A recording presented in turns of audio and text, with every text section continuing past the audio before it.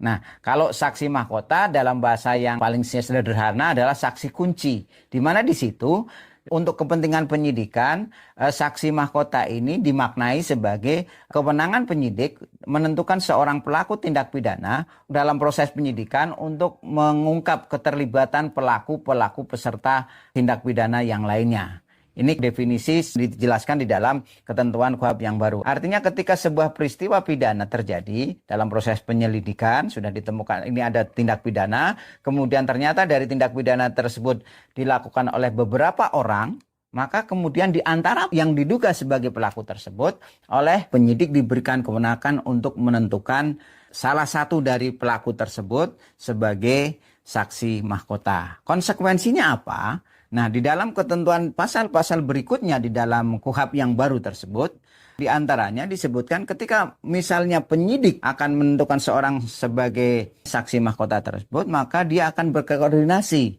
dengan penuntut umum. Artinya ketika proses ada seorang dinyatakan atau ditetapkan sebagai saksi mahkota, maka kemudian penyidik berkoordinasi dengan penuntut umum untuk memberikan semacam perjanjian ya. Kalau di dalam KUHP yang baru tersebut ada kesepakatan antara si pelaku dengan penyidik dan penuntut umum pada proses penuntutan nantinya kaitannya dengan poin-poin kesaksiannya yang akan diberikan di persidangan nanti. Kemudian konsekuensi pemberian saksi mahkota tersebut adalah setidaknya bahwa dia tidak akan dikenai ancaman atau tuntutan maksimal dari pidana yang didakwakan kepadanya.